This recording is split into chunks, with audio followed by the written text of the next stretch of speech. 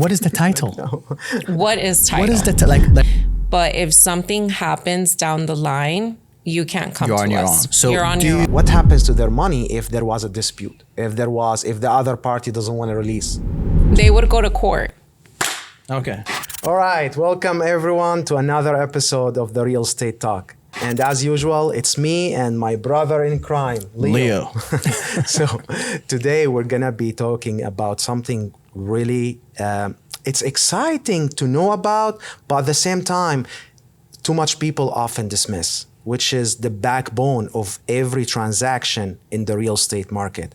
And some buyers, they don't really know if they don't really know that they even have to. How to put this? It's really behind the scene work, and lots of people don't really know what's happening. But today we're having a top-notch expert, and I'm gonna let Leo tell you. Yeah, we have my friend, my best friend. I love her. She's amazing. She's the best title agent in South Florida. I'm serious about it. I'm not just saying this. So Stephanie, tell me a little bit about yourself and be personal. I want people to know you more before they even consider calling you or try to work with you maybe one day. So tell me about yourself. Well, first of all, thank you for that introduction. You're welcome. Bestie. Well, yes, I am a licensed title agent here in Florida. I have been doing this for almost 10 years. Wow. It kind of just fell on my lap. I was living in Texas, and I was just didn't have a very serious job. I was a chiropractic assistant in a chiropractor's office. And well, it's an interesting job still. Yeah. You literally like to break people's. Yes, yeah. I enjoyed it very much. But I was in the process of purchasing a house, and I was going to business school online, FIU. I was still doing FIU from Texas. And I go to the closing. I had not mentioned to my realtor that I was looking for a different job, nothing.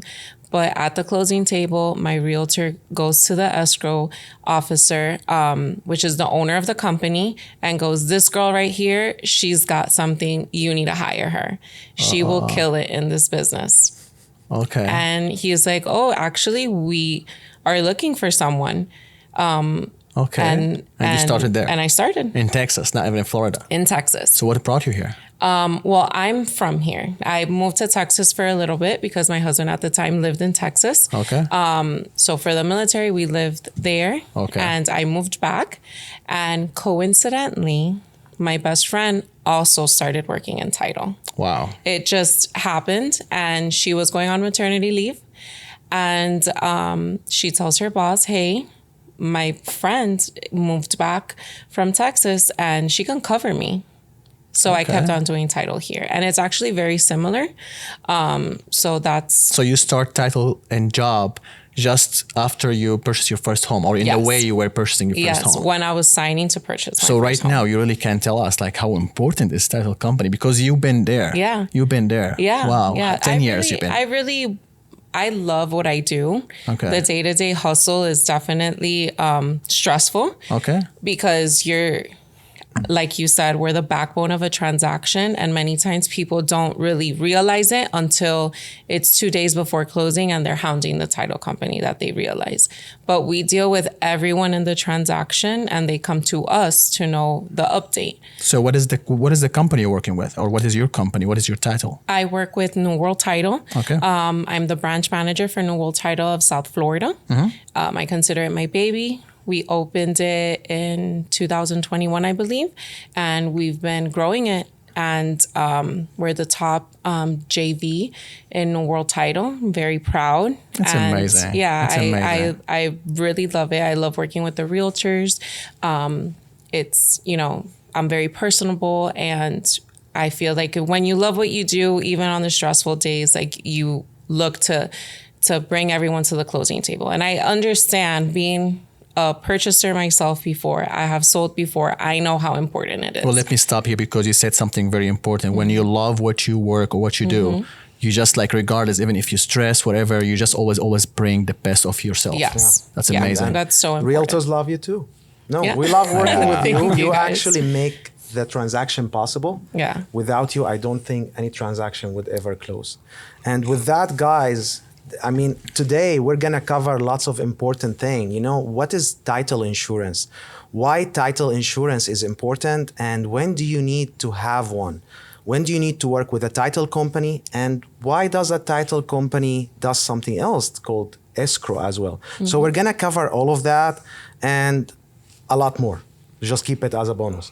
So, Stephanie, I want to start with something that most people should really think about. Why always title is matched with escrow? So it doesn't have to be, but it is definitely the most convenient. So when you look at a contract, the first page, it says who is going to be the escrow agent. The escrow agent is the firm who will be holding the deposit. Okay. So that deposit is being held, and that's the guarantee that the buyer wants to purchase, right? It's very common for the closing agent, which is the title company, to be the escrow agent as well, because it's more convenient. You don't want to be dealing at funding. Oh, the closing agent hasn't sent me the escrow funds. They're still holding it and I haven't received the wire. What if something happens and the wire gets stuck? Now we can't proceed with funding because we're missing the escrow deposit because another company is holding it. So when you keep it all in-house, it kind of guarantees that there's no hiccups. And that's why many times the closing agent and the escrow agent are one and the same. But before we take it to very complex place like now, what is the title? What is title? What is the I know what is the title, but as me as a real estate agent, I face every day this question with my buyers. They're asking me, what is the title, Leo? Like, what's title mean? Why we need a title? So what is title in short way? So title insurance, it's pretty much protecting the buyer, and if they're this is doing title insurance. Title insurance. I'm talking just what is the title, like title company, what they do. So right, because they always confuse, I'm sorry, but they always confuse title and deed. Yeah. Because people are used to title, you know, cars and stuff. So when I hear title, in their mind, oh, that's the title of the house, which is exactly not. Which so is different incorrect. From a deed. Right. Yes, that is, I get that a lot. Hit me there. Yes. Okay. So a title company, what is title? You're looking pretty much at the history of that property. Okay. You want to see who has owned the property, what liens have been in the property. Have they closed out the current seller? How did they get that property? So you want to look at, it's called chain of title. So you want to make sure from when the property was pretty much many times the contractor, that ripple effect of ownership. So you want to make sure that there is no defect on title. Make sure that it was transferred correctly. Now, bringing it back a little bit so that it's not so complicated. Yeah, please don't make it complicated. Pretty much that, let's say your dad owns a property and you didn't know. I didn't know. And he passed away and somebody just sold it. And you find out 10 years later, you have rights to that property. Okay. Because you are his beneficiary. So how did they sell that property? So wait, so title is not really a proof of ownership like some people believe. It's more like a ledger. A ledger that holds every activity that happens on that property. And it has to hold every activity, right? Like if anything happens, it has to be on that title, in one title. Yes, it should come up in the title. So that's is it like one title or multiple titles? No, every property has one, pretty much the history of that property. So you guys are the protecting angel. Yeah. Right? Like we can say it like this because... Or the exposing angel. Yes. Yeah. We expose to see what is wrong with the property. Okay. So think about it like this. A loan officer approves the person. Let's just say we approve the property. Okay. So if you want to think about it that way. Yeah, that's a nice way. Can I buy a home and close without using a title company? If you do not have a loan, most lenders will require a lender's policy. Okay. And a lender's policy protects the loan. Oh, wait. Okay. That's okay. Let's touch on that. There is lenders and there is owners now. So, but to answer Leo's question, you can close without an owner's policy. Okay. if let's say it's just a cash deal, you can pick to close without an owner's policy. But if something happens down the line, you can't come to us. You're on your own. So do you recommend me to always work with a title company when I'm buying a home? I definitely recommend it. Do you pay for your car insurance every month? Like, of course. Yes, right? But you just pay it as a precaution. Yeah, I'm like, I have no other option. This is the one thing you pay, but you don't wish to use. Yeah, exactly. You pay it hoping that you never need it. Okay? An owner's policy, you pay it once. Oh, okay. That's it. good. Just answer the question in my mind. That was, so we only pay, a buyer only pays for a title insurance once. Once. What's the title insurance? What we is talked title? about title, yeah. but you said insurance. So you provide an insurance for that title. Supposedly, according to you now, after you go and look and make sure there is nothing on it, then you give back that insurance. Like a car insurance company, they want to make sure the car is not damaged before they give that insurance before they cover it, right? Before the coverage. So we're pretty much the same way as a car insurance. So we review the property. We see what needs to be cured, like taken care of, to make sure that title is clear, which means that title is good. And once that is cleared and we say, okay, everything is good on title now. Now the buyer can purchase, right? At the closing table, if you look at the settlement statement, there is owner's policy. What is an owner's policy? It is pretty much ensuring the work we did. Okay. I swear I'm lost. I swear I'm just lost. I'm like. So we did a report. We did our work in making sure that there are no issues with title. Now that we did our work, we're ensuring it with the policy. Okay. So the buyer is paying a one-time fee for insurance of title. So if for any reason in the future someone comes back and saying, hey, no, this property was sold incorrectly because I was the owner and I didn't sell it. It was someone else, which you do see with vacant lands a lot now. Okay. Yeah. That buyer's owner's policy covers that, protects the buyer. When you say the buyer owner's policy covers that, what does that mean? It's covered, like it's gonna pay the money back to whoever got scammed or something? It depends. Now it'll pay like court fees. It'll pay damages. It's a policy. It's an insurance policy. So a car policy, if my car is totaled, the policy will pay for another car. Is that policy works the same? Yeah. That's what an owner's policy does. It will take care of whatever the damage. What the damages are. So obviously it goes to the attorneys. It's the same thing. It's a claim. Right. The same thing. Okay. It's the same makes thing. Sense. It's a claim. Okay. So I'm lost because I feel like you guys talk as much as you can. I'm just like, here I'm gonna be like a buyer because or like a customer. I jumped from here to there and there is a lot of pieces that we didn't mention. So we talked about title company is very important and you recommended that is if a buyer or a seller work with a title company, it will protect you a lot. And you give the analogy that is, do you have a car insurance? Yes, you need a title company. But only buyers should have a title company where they're purchasing or seller as well? So a seller already had a title company when they purchased. Right. Okay. So the seller is responsible to clear any title issues. Okay. Who will clear this? The seller itself? The seller, technically, it's their responsibility to clear it because they're the owners and per the contract, they are agreeing to give the buyer a marketable, clear title. Okay, so seller will not work with title company when they sell? So the seller does work with the title company. Okay. But now you're jumping in who picks title. Who picks title? On a contract. Okay. So who is deciding who is going to be the title company clearing title? Well, so that relies on their geographic area though, right? No. No? Okay. That's what a lot of people think. Well, he's one of them. Yeah.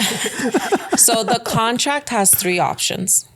Buyer picks, seller picks or Miami-Dade Broward provision. Okay. Right. Okay. That's what Those we are used to not do, yes. mandatory. Okay. You can pick whatever you want as a client. All right. So I'm talking in a real estate agent thing. So this is a question from me. I know when I write the offer in the contract, if the property in Palm Beach, I see in the contract, he have to pick it. So you told He me now. doesn't have to. He doesn't have to. No, it No. does not. He So I does not still have can to. say like, no, I want for my buyer to pick the title company. Yes. Even if he's in Palm Beach, Yes. for example. You always, as a real estate agent, you would want to, make sure the client knows, hey, it is common, it's common practice that seller pays for title insurance and picks the title company in the West Palm Beach area, but you don't have to. Now you'll have to pay for your owner's policy. Okay. And you'll have to pay for the title search and lien search. But you have the benefit that it's your company. You're pretty much your people, your team is taking care of your transaction. Okay. And if you let the seller pick, you don't know who the title company is going to be. You don't know, you don't have that rapport. Okay. that you know that it's going to close. Like you can't pick up the phone, call and text me. Exactly. Because I'm not the closing agent. So it might cost the buyer a little bit more, but it might be to the buyer's benefit that they're controlling it. Their team is So you controlling always it. recommend as well, that is buyer working with a title company that's they picked. I would recommend it, but Client, now buyer. Buyer, client. the client, Now client. she's saying your client, it's better for your client to pick the title company. Yes. Your So client might whether be a it's the buyer Okay, or the regardless. seller. Okay, Right. Okay, Yeah. regardless, my client always you recommend Yeah. for him to pick the title company itself. Yes. If Now, you if want it's not to, my client, we might be interrupting Yeah. you a lot. No, and no, that's it's only okay. because you're what Yeah, the kind it's of just bringing more questions. The I kind love of it. Exactly, yeah. information you're providing is really. We're not used to it, not as agent, as Mm-hmm. a customer. We always speak on behalf of our clients and Exactly. we hear what they think, and that's what we're bringing here. So, sorry if we interrupt you a No, lot. I love it. That's the way. Go ahead, come on, ask her the No, question. I don't like interrupting. But yeah, you were talking about the seller and the buyer. Yes. And which one is, where is the benefit in So, who selected more? Again, so the benefit is that your team will have more control of their Right. transaction. Okay, makes sense. Now, if the client is tight on funds, they're looking to save, then that really wouldn't be an option. But then know that, your team will have to be really on top because you don't know the closing agent, you don't know how they work, you don't know if it's going to close on time, so that's the downfall. So the benefit is that you have more control, and you can kind of, give better expectation. Like, hey, we're going to close. I know this title company, we're good. Or the downfall is that you let the other person pick title, and then you're kind of have to be in the mercy of the other title company and hope that everything does go on I track. heard that. Yeah. So it's kind of picking and discussing that with your client. A lot of realtors don't really, realize that those are options. They are options there. You don't have to pick that. The benefit, though, goes to the buyer mostly. It's not for the seller. The benefit of working with a title company is for the buyer, right? The seller he doesn't get any benefit other than escrow holding the deposit. Holding right? the deposit, But there is no benefit of the title search. That's only for the buyer. Experienced sellers I have seen, even in Miami-Dade, Broward, they will select seller picks because they're experienced sellers and they have their preferred title company. They've done this many times. So they will pick seller picks. So And you said it, they want to be the control in their hands. They want to because have title the company is control. control. Exactly. They want to have the control. So at the end of the day, we're insuring for the buyer, but the seller also wants to guarantee that they sell this property and you're never going to come back to them saying like, hey, you have a lien, or hey, you didn't pay this off. You need to give us more money. So the seller also wants to make sure that They close. we did our job. Okay, so, but again, like when the buyer pick the title company, they have to pay for the title company. So why don't they let the seller to pick it and they pay for it? No matter what, you're paying a settlement fee. Okay. No matter what. No matter who the title company is. Or who picked it. There's going to be a settlement fee for the buyer and a settlement fee for the seller. Okay. Can you elaborate on the settlement? So a settlement fee is what a title company charges for their services. So that is the charge. So every title company. What is the services you charge for? It's $9.95. No, I mean like not what the number. What is the services itself? So the service is, for the most part, we're the escrow agent. We clear title. We also, that falls under lien search, estoppel, preparation of documents, scheduling, Holding offering escrow. a notary, recording with the county, requesting the policy with our underwriter, sending out the policy. If there's any future claims, you come back to us. Wow. So a file never really ends with us. And all That's this a lot for $1,000. Yeah, and you said only 999. Yes. So this is I'm just giving a number. Most title company charge the same or only you? That's pretty Give or pretty take, I average. think, Give yeah. or So take. it's $1,000. Yeah. And let's say if it's not that, it'll be a little bit less, and then they'll have additional fees here and there. Like, So this You will end by $1,000. which if will this- add up to. If the seller picks the title company, the seller is paying that fee, right? But the buyer's also paying that fee. So are they splitting that fee, or they're paying the fee twice, or how is that? No, work? no matter what, there will be a settlement fee. The seller whoever picks title, the only thing that it's confirming is who's paying for the owner's title insurance policy, title search, and lien search. And That transfer is it. title, maybe something like this as well, or no? No. The documentary stamps on the warranty deed is always the seller's responsibility unless noted differently on the contract. Okay. So when the seller picks the title company, the seller pays for the owner. The owner's title the owner's insurance, title title search, and lien search. And the buyer pays for? The buyer pays for their Lender. settlement fee, their lender's policy, their Title mortgage recording. Is that like a 50% portion or? No, it's just the. Let me make it That's maybe just- like yeah. clear. So whoever picked the title company, still you guys representing the buyer itself and the seller itself, right? So you're representing both of them. So basically you're charging the buyer because we're representing you. Either way, we're and we're still- charging the seller because we're representing the seller in the same way, Yeah. right? Yeah, we're still representing the same way. Truly, a title company is supposed to be a unbiased party. We are representing totally the agree. transaction. Okay. So that's why many times with realtors call me, I'm like, I cannot tell you what to do. I can tell you the options. I can tell you the facts of the transaction, but I cannot tell you what to do because I have to stay unbiased because I represent the transaction.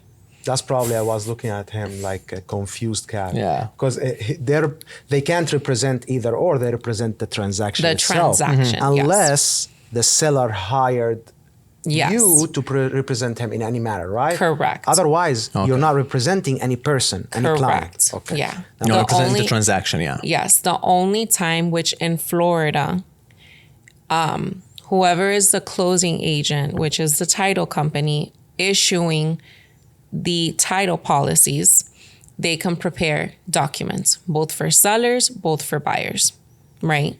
If the seller wants their own representation because buyer picked, they don't know that title company, they have that right. But whoever they pick has to have an attorney. Okay, so we do, my company, New World Title, we do represent sellers under our attorney.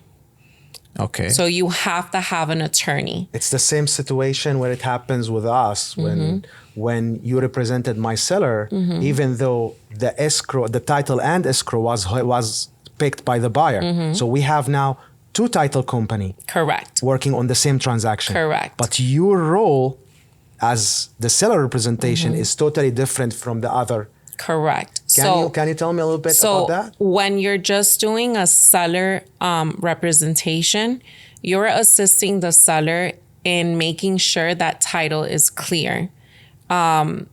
Pretty much an extra pair of eyes. Let's say the seller just doesn't feel comfortable with that other title company. They don't know them at all.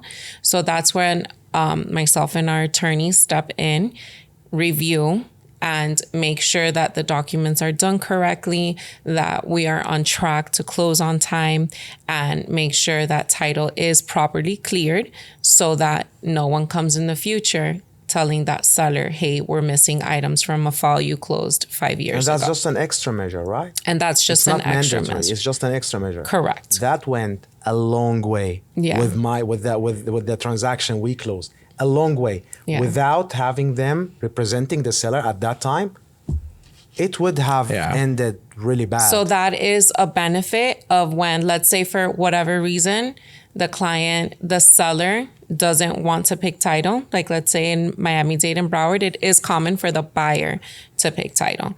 If the seller wants their own representation, that's when we step in, and then the seller would have their own title company under an attorney.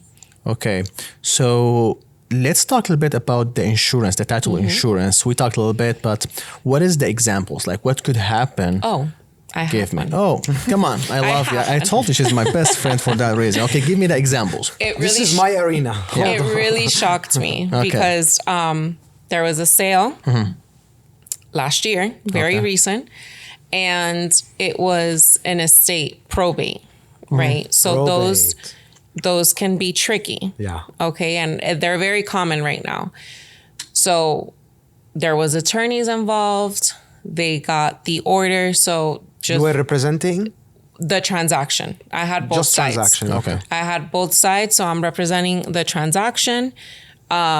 Received the order authorizing the sale, which if you don't know how it works, if someone is deceased, you have to go to court and kind of the judge authorizes the sale of that property, confirms who are the heirs and can get, it's called the beneficiaries who can get the proceeds of that sale. Received everything, closing went well. This year, I get reached out by an attorney saying, "Hi, my client that I'm representing was a beneficiary and was not involved in the probate, and she deserves a portion of the sales." And the transaction is closed? It had been a year. Last year. I lost my mind. I said, I messed up. I read the authorization incorrectly. No, everyone did everything right. Okay. The family just truly withheld information to the courts, to everything, did not mention a beneficiary at all. And now it's under a claim, which that's when title insurance comes in for the buyer, because the seller wants this additional seller want a piece of the cake, wants a piece of the sales proceeds. Yeah, but the buyer already paid the money so they have to go back for their family member who get the whole money. They're gone. They're in Venezuela now. They're done. So I connected that attorney, which was representing that new seller that appeared, and connected them with our underwriter. And that's when the owner's policy kicks in and protects the buyer. Okay. Looks over the court documents, works with the attorney, and they will take care of it. I believe it's still in the process because they will pay this portion of the money for whoever the new family member appears. Yeah, I'm not sure how it's going to end up, but if that's the case, they take care of it. So that's one of the and examples. The buyer is out. The buyer has nothing to do with it. is not responsible for anything. Just because he have a title insurance. Title insurance. And that's something he pay monthly for? No, he just paid it one time at closing.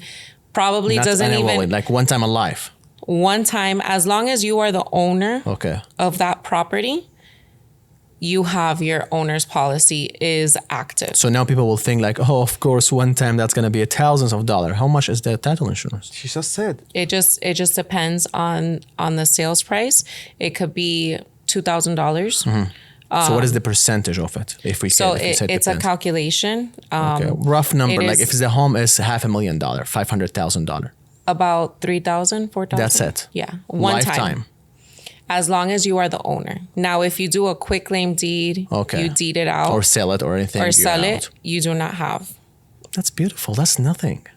Wow. That's Yeah, really it's like a- not a lot of money. She just said something, and whoever is listening, they would quick claim deed. What's that? And we're Okay. not talking If about you- this. yeah. If you just say like few words just to explain it. Yeah. But we're gonna A probably quick claim touch on deed that is later. pretty much doing a transfer of title. So if you want to add someone to your title, your remove property, someone. or remove someone, and it's not a sale, you would just do this type of deed. Usually that happen when a spouse die or a partner No, you die. have to be alive. You can't deed out someone that has passed away. Okay. Yeah. It could happen for many reasons. If you want to add your child in case you pass away, and make sure that you don't want to go through the headache of a probate. Yeah, You want to right. make sure your family doesn't go through that headache. Quickly. Just to be safe, you can do a quick claim deed. That's good to know. And again, guys, if anyone watching, I'm sure there's a lot of words. It's hard to understand. so much So just leave questions, it. especially in this leave it- episode. So yeah, just leave it in the comments. Ask us about it, and maybe next time we can have her again to explain this few things, or we can just And like we're gonna have. answer Do, you. You do, can- do you mind having your contact details in Yeah. the video? Yeah, my Instagram, title with Steph B. There you go. can follow me. I am going to be posting a lot more. Yeah. And shoot her with any question you have. Yes, She's more than happy any to answer that. questions, We know how and- difficult is this, and navigating this maze is not easy. That's Yeah. why we have. Yeah, great and there's Stephanie here. like I said, a lot. You can go into so many details with title, and you answer one question, and then it opens up. That's true. Like 10 more questions. Title is really important, but I feel it's very underrated. Like no, people don't know lot. about title. A lot. Appreciate Like no, It I'm is. serious. It's Like very every underrated. We're the time. ugly stepsister. I mean, like every time I talk to my parents, I'm like, "What the title?" And they're like, "What is title? Why I need title? Title is not important. No, I want to waive this. They're It's holding not the inspection." transaction from A to B. Yeah. You start with them, Yeah. and you do not finish unless they give you clear to Yeah. close. And they even send the funding. They're everything, guys, but you don't know about them. Yeah. So you are so much underrated. thank And I think people should know more about how important title insurance is, how crucial to have it. With this example you just Mm-hmm. mentioned, oh my God, I would gladly, happily pay that Yeah. amount and just have a peace of mind. We're paying insurance for cars now way more than that. Yeah. And we don't even wish And to use it. many people, thankfully, won't even use it. It's just Right. a precaution. Yeah. It's just a peace of mind. Yeah. I love it. Exactly. So now we talked a lot about title insurance. Mm-hmm. What's the difference between title insurance or no, not title, homeowner insurance and a lender insurance? Mm-hmm. Okay. Right? There is two policies here. Yes. And if there is any other type of policy, Yeah. we would want to So there is only an owner's title insurance and a lender's title insurance. So the difference is that if for whatever reason there is a claim, just like in car insurance, the owner's title insurance protects the owner up to the coverage is the sales price. Okay.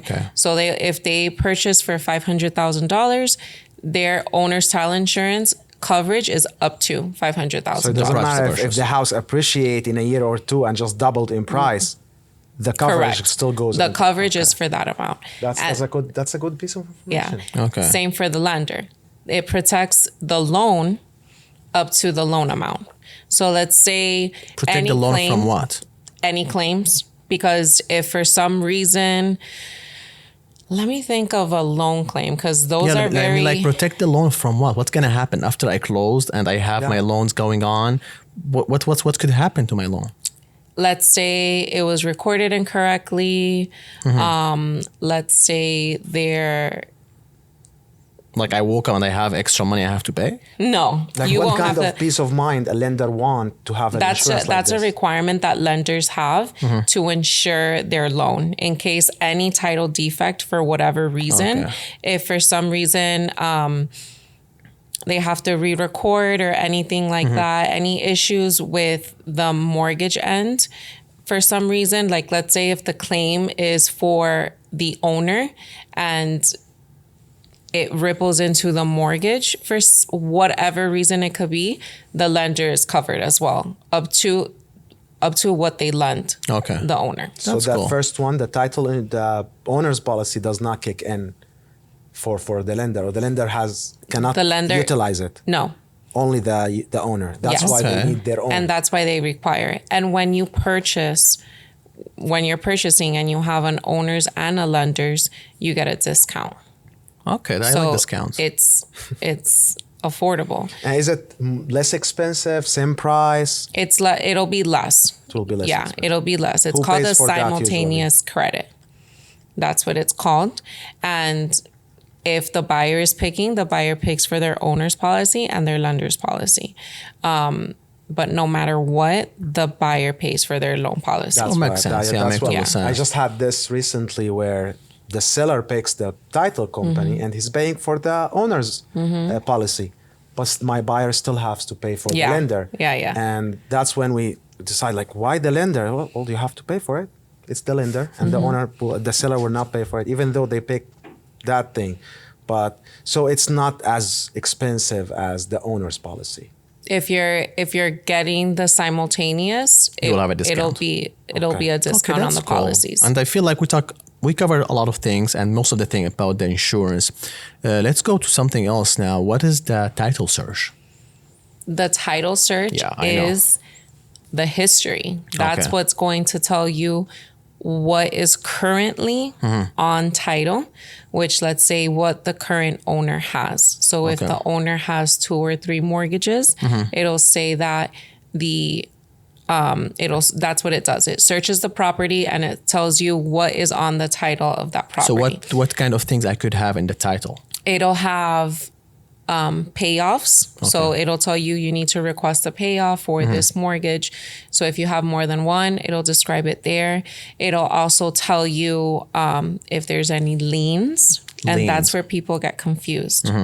A title search tells you if there is a lien on the property. Okay. So if there's any lien against the property, it'll come up on the title commitment. Any sort of lien. Government lien, mechanic lien, all sort of liens. If it's against the property, it'll come up.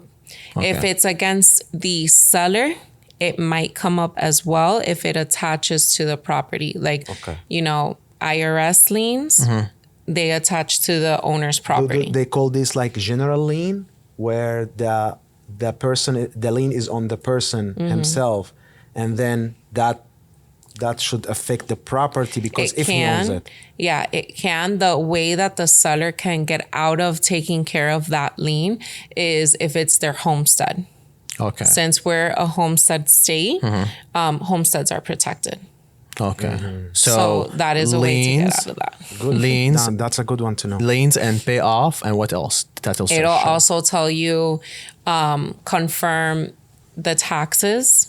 Okay, not pay if taxes or they've been anything. paid or not. It'll also mention it tells you the title requirements pretty much. So it'll tell you, make sure to receive the report from the association, get an association approval, get a lien search. Okay. So that's why we order the lien search and the estoppel, not because we need it. We need to pay the money now. title insurance, the title search tells us. And just to put it all together for you guys. Okay, please, yeah. Okay. Who gives us the title search, title commitment? Yeah, who? Our underwriter, which insures and issues the policy. So they're Okay. pretty much telling us for us to insure We need this to property, mark this all you questions. need to clear all of these items. Okay. So that is why lien searches are ordered and estoppels are That's ordered. where you go check. So Yes. when is the violation will show up? If there is an open permit or violation? In a Isn't it- lien I search. know where he's going to. Okay.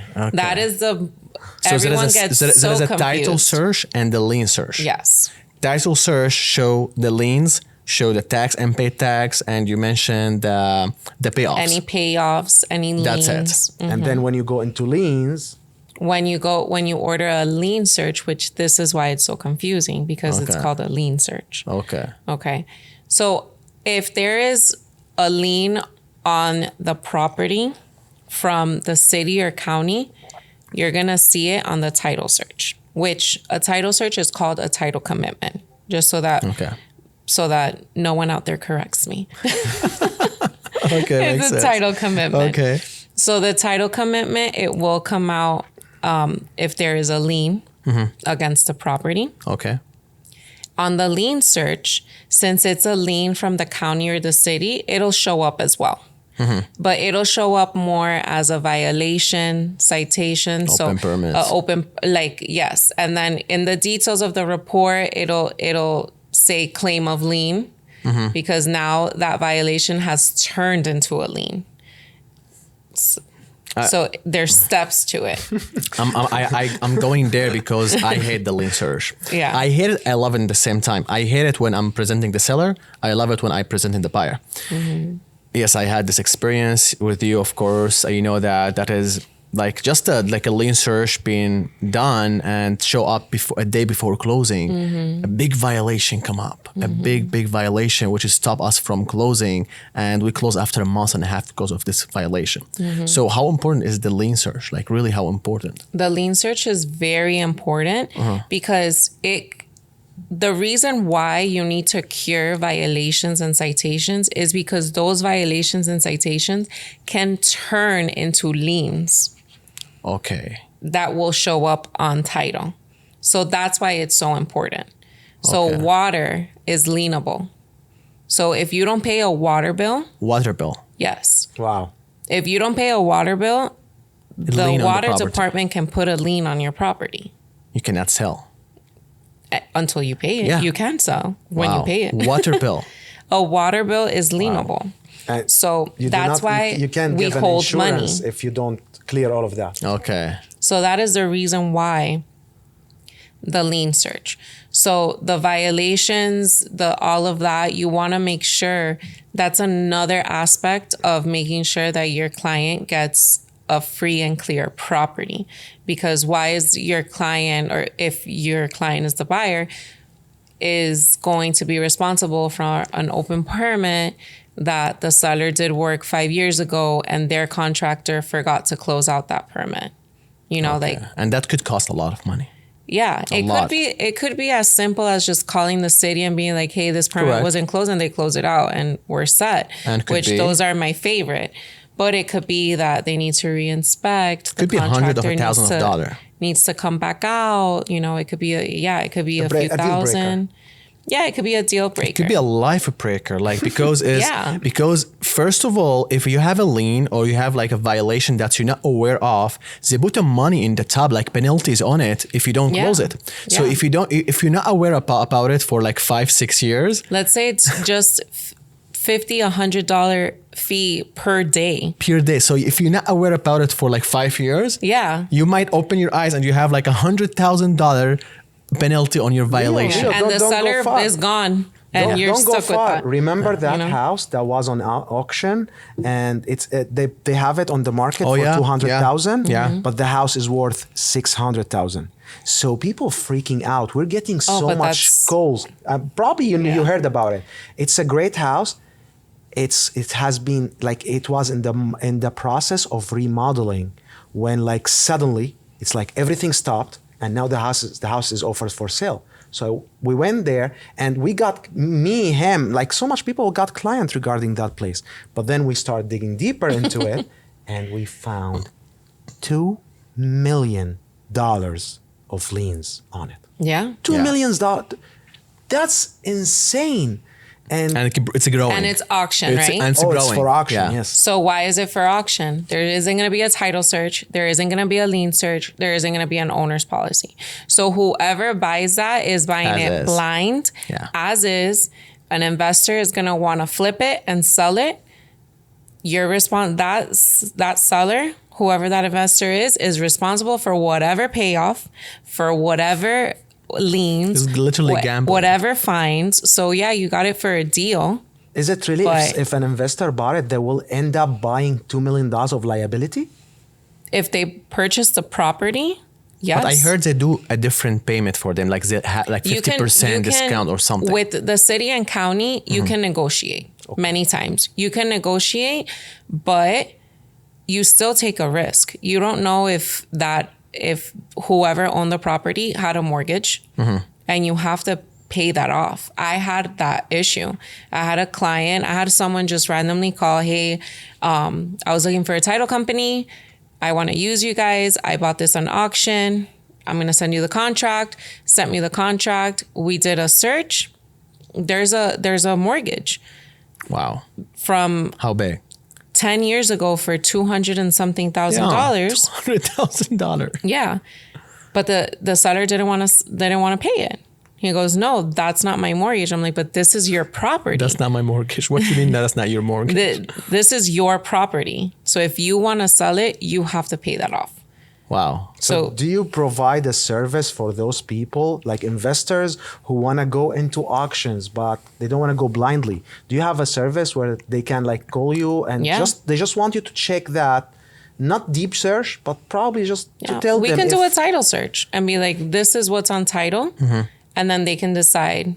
Is that the same cost as hiring you for a transaction, or it's a different story? It's just a title search. It'll just be a few hundred. So it's better to get in touch with you. Yeah, definitely. You want to. I've even had, clients like, look, I'm thinking about purchasing, or I'm thinking about putting it on the market, but I want to see what I have to deal with, and we'll do a search.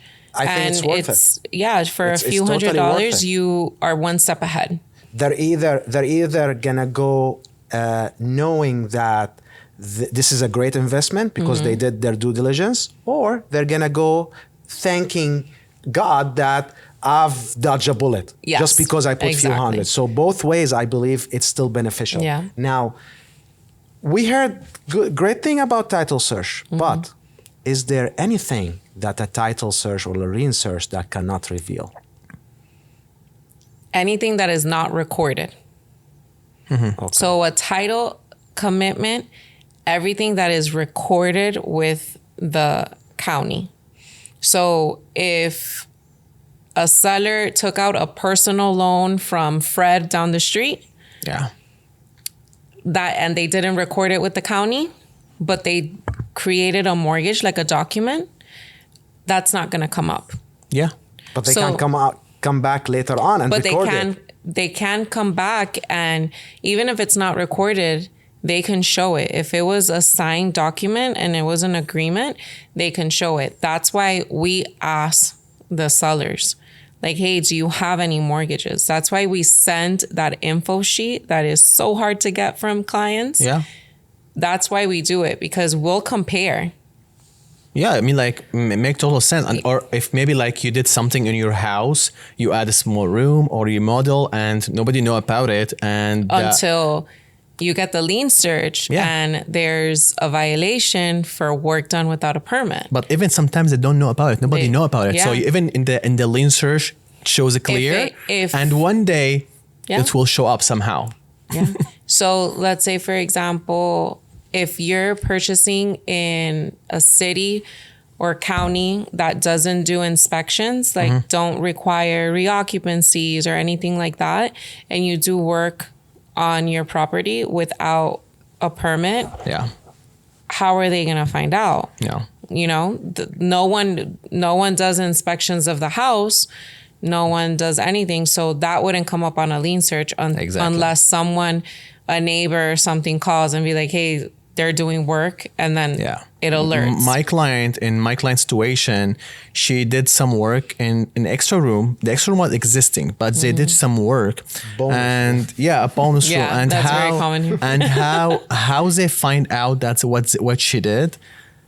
They sent somebody from the city to walk around the house because they don't have permission to go inside, and they find this bonus room, and they didn't know what happened inside, but they come back and they put a violation in the home.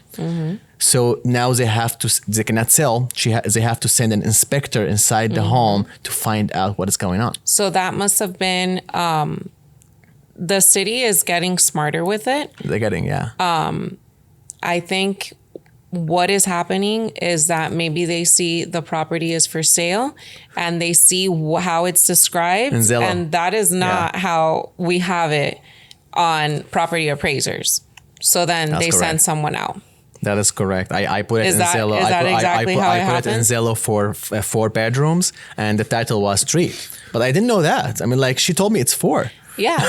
I mean, we as professionals have to go with the word of the client, you know, of the information we're provided. I'm not going to ask her, please show me the deed because I'm going to go about regard with the deed. Well, the deed won't show that. Like nothing will show that. So this is too bad for who? Is it too bad for you because you insured that property, but nothing showed up? If something, okay, let me phrase it differently. Now you insured the property and there was something that wasn't recorded. So with that, you didn't even found out about it. And then later on, it was recorded. Too bad for who? For the buyer or for you as the title insurance? So that's when our underwriter comes in. So I wouldn't be able to handle, respond to that exactly to you because every situation is different. So that's when the underwriter comes in because our underwriters have attorneys and review everything and they would make the final decision. So they will still not tell the buyer, no, go deal with it with themselves. They will try to deal with it. We never say not our Fair problem. Enough. This Then wasn't on title. That too. We do the due diligence to review. Even, I mean, we've had people trying to do a claim and you didn't do your job, but then it's a lien against them while they were owners. And it's like, There's nothing to do about it. But you guys send the survey.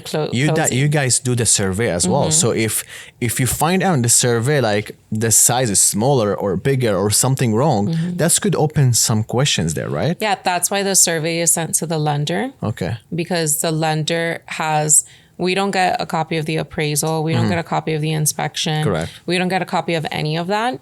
So that's why everything is sent for the most part to the lender if there's a lender involved. Correct. And if there's any red flags, they would definitely bring it up. We've had in the past, if the surveyor does the survey and it has happened to me that they're like, this pool is not on the property. There's a pool here and it was done without a permit.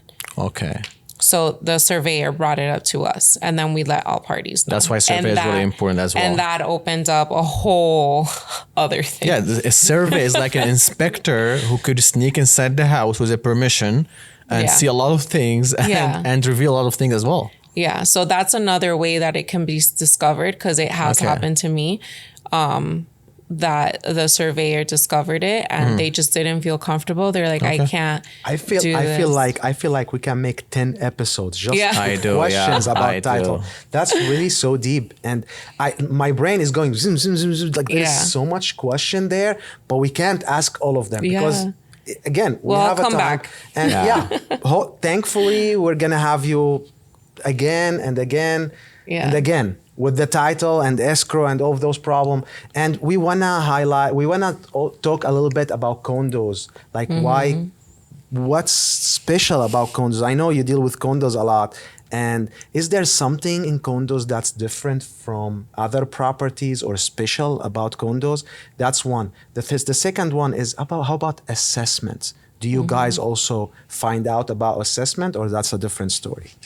Okay, so, I mean, I believe that the appeal with condos is the amenities, like you're living in South Florida, you want the condo, you want all of that. So that's what I think the benefits are on condos. Right now, the downfall with condos is that a lot of them are dealing with the 40-year recertification. There's a lot of special assessments. There's a lot of claims of liens against the associations.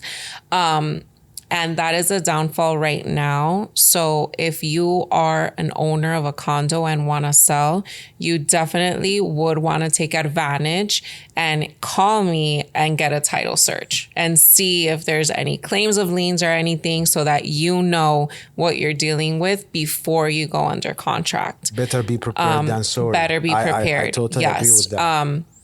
The estoppel would tell us if there's any special assessments. But remember, the estoppel comes like a few days before closing. Sometimes a few days before, a week before. Yeah. Week, too late. Yeah, a week or two before, depending on when it's closing, is when it comes in. So you already knees deep on the transaction and excited to close. Already dead in the water. Yeah. So you're hoping that, the seller did say like, I'm currently paying this, or I got notification that this is coming and all of that, so that all parties, the buyer's aware, the lender's aware, and has taken that into consideration. Mm-hmm. So you find out about assessment by ordering estoppel. So the assessment is not part of the title search or the lien search. It's another service you provide within in order to provide the insurance, which is the estoppel. Correct. Which can uncover everything about condos. Estoppel for condos, right? Is it for for associations? Only for associations. Yes. So if you're a condo or if you're a homeowner, you have a homeowners association. Always there is an estoppel. Yes, it'll be an estoppel, and it'll tell you. It might also tell you if the association is under a litigation, because if they're under any type of lawsuit, that might become a special assessment. Right. So that kind of gives you an idea, it lets the buyers know. Now, if it's a litigation, because they're foreclosing someone, then you don't have to worry about that. And the estoppel gets written by the association. Yes. So they fill it up. They fill it out. It's not like something you find out from a public record or anything. No. They're the only ones that can they lie on it? I mean, I'm not saying they will, but again, can they? We as the closing agent have to go by the report. Yeah, if they lie about it, they hold it on them. That's everyone can lie. Right. Yeah. So you take their word for it, basically. Yeah. Yeah. Because we are all professionals. So title is important for whatever. If you're buying a condo, if you're buying a home, whatever you're buying, always title company should take a part in the transaction. Yes. But is the title as well important for a new construction home? Let's say that's a great question. Yeah, a new construction home, brand new, everything clear. Do I have to have a title and like insurance and title search and all these things? For the most part, for new construction, if it's a big builder, they provide it. I will be honest, sometimes it is to the buyer's benefit, because they will take care of, they'll offer all those perks of paying, they'll pay for the policy, all of that. And I do recommend it because come on, everyone is human. It's not as important as I think when you're purchasing. It's always important, because what if the legal was done incorrectly? Okay. Just that simple fact that the legal was done incorrectly. So your legal description of the property, is overlapping with your neighbor. So neither you're buying condo, single family, new construction, whatever you're buying, you need the title to work with, always title insurance, and title search. It is a one-time fee. Like, why wouldn't you? The same analogy. Whatever car you're buying, whatever kind of thing you're buying, you need the car insurance. Yeah. That's cool. That's fair. It's not that's a lot of money, actually. It doesn't hurt. Why not? Why not? Why not? Why wouldn't you have that peace of mind? Exactly. No, I like this. Yeah. Okay. I think we're doing great. So you want to touch a little bit on, you want to go into escrow a little bit, or you want to leave it for how do you feel?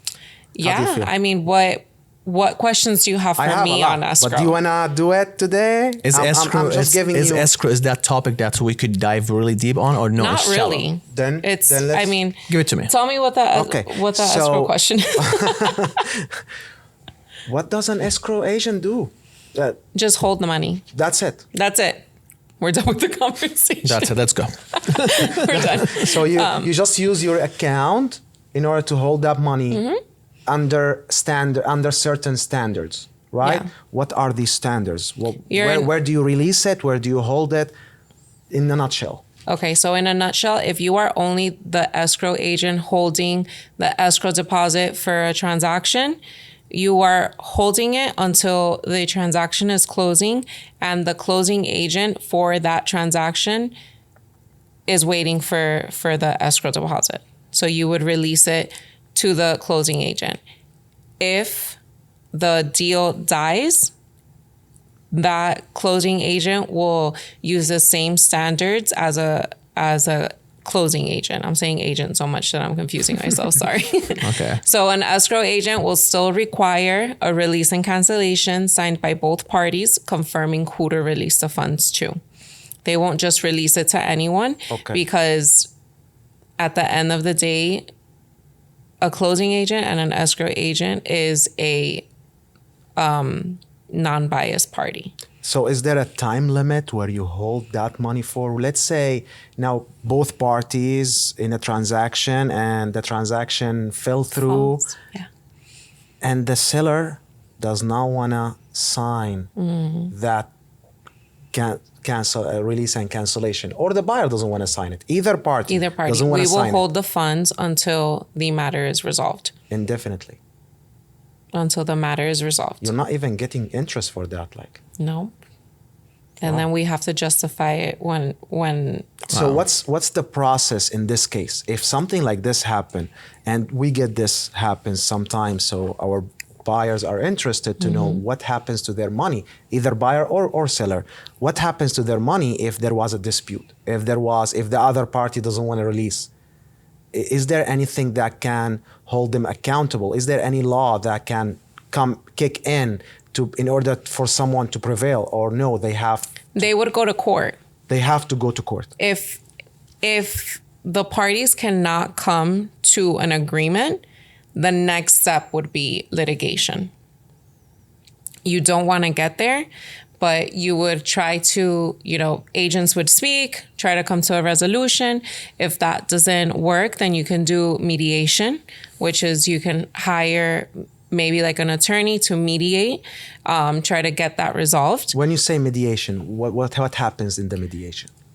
Pretty much the same thing that agents did. But other try than to come to someone else steps them. in trying to get all parties to agree. Both are stubborn. Then both are gonna have to dish out some money and go to court. And Stephanie, she's laughing because Juliet having the issue and the real life in the real time, and she know about I it. have multiple. No, he have the issue. This issue is always there. Now, thankfully, the percentage of it is very, very small, but it's there. Yeah. It happens. It does happen. And it happens easily just by one party deciding, you know what? I don't want to sign. Yeah. Even if they're right, if they're not right, they just don't want to sign. And many times I will say it's just stubbornness. But it's unfair though. I feel it's unfair for the other party, even though everything was done by the book and there is nothing wrong has been done by the other party, they still don't get the money, which is really sounds unfair. Yeah. Well, at the end of the day, if the parties can't come to an agreement, then they have to go to court. That is the end. Like if you want a final answer and make your argument, you will have to go in front of a judge. And unfortunately, both parties will have to spend money on an attorney. And the most unfortunate part is for the person that didn't do anything wrong, whichever side it is. Depending on how much the escrow is, no one's going to end up winning, because many times you might end up spending more than what the money is being held. So many times it's just principle. The person wants to go the mile, but sometimes you have to. Sometimes that is the only way to get a resolution. And at the end of the day, what the judge says, if we receive the order from the judge, that is what we'll do. Go by the order of the judge. Then we'll go by the order of the judge. Then many times from that same deposit, it's deducted the attorney. So we'll pay the attorneys, and then the remainder goes the attorney of the prevailing party. Whatever the order says. it's not always like that. So the judge will decide everything. Correct. Whatever the Basically order says everything. is what we'll do. Okay. Yeah. And people, I think the reason why many people just say, oh, no, I'm going to sign it is because they think the other party won't go to court. And they will go to court. I have seen it. They will go to court. Yeah. No, I know. I believe you. We've seen it. And the thing is, the client might, sometimes they think like it's really unfair, and they think about it like, why is it my fault? Why is it not my agent fault or my broker, the broker that I trusted, I work with? And they don't know that it's the law that whenever something like this happens is between seller and buyer. No one else has anything to say about it. So we always try to explain. It is unfortunate. It is. I've seen situations that it's very sad. I had a situation that the seller just decided to back out, and the buyer was living in a hotel waiting to close on their deal. That is justified to take you to court. That's true. The buyer took them to court, and guess what? The seller had to close. They were forced by the judge to close. Well, escrow is really easy. So escrow, it is easy. There's nothing, it's not like title at all. At all. No, escrow is just somebody holding the money. That's all. it's just holding the money. That's all. Why the money is not being held by brokers? Why escrow? That's the law. It can be held by if the brokerage has an escrow account. They can hold the money. But mostly brokers which we've seen it. Don't like to there's do a it, right? few. There's a few that will do it. Either they'll hold it because it's their buyer, or they'll hold it because the seller will feel more comfortable and the seller's their client. But they still have to be biased. Yes, they still can't. The only way they can release the money is with the release and cancellation. Both signature or they can send it to the closing agent. It's very easy thing. And Like I that's don't it. know like why you're talking about it a lot. It's literally as you said in the beginning, somebody holding the money Somebody holding in the an money. account called an escrow. Easy. That's it. Yep, That's all. it. So Yeah. No. do you have any advice for a buyer today? Yeah, if you have any questions on the process of closing, on the benefits of title, just reach out and be informed. There's nothing better than that. Be informed. Is there any downsides or benefits for remote closing, or when they use a notary, when people doesn't really have to come to your office? Even though I like it, Yeah. I love coming to the office, having the experience, all of that. But sometimes we're dealing with remotely closing. Life. Yeah. Right. The benefit is that, like you said, we come to you. So you don't have to worry about the traffic. You don't have to change your schedule. We will come to you. My notary will go to your job, your house, a gas station. And they don't even have to be in the same We've state, done it. right? They don't have to be in the same state. But You they don't have have to to be in be- the same country though. Like they have to be in the US, or can they be Well, overseas? if you're a seller, you can be overseas, and it'll be virtual through video. If you're in the States, you can do video as well. So that is an option, which is a great That's benefit. very convenient. Yeah. That's really nice. convenient. That's nice. Yeah, so that's one of the perks of closing with me. And that goes for the seller and the buyer, right? Yes, so for the buyer, if they're cash, they can do, for the most part, depending on the transaction, a cash transaction, you can do just electronic DocuSign, as long as they go through our ID verification process, all of that. A seller, we do a notary around the country, or it could be through video. So that we can close no matter what. I had a closing in Alaska, I had a closing in Hawaii. We can make it happen no matter what. Stephen, We're gonna that close. was awesome. We're gonna That's close. great. I mean, like, I'm gonna wrap it up. I had a lot of information today. Yeah, Me, that- myself, and the audience as well. So if anyone It's a really looking to purchase a home or sell his home, and particularly people who purchasing, because title company is more for these people.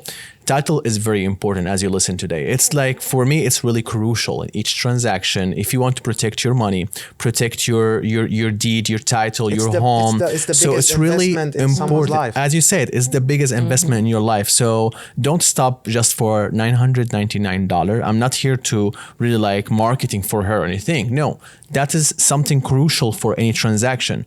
So remember. How much do you pay for your car insurance?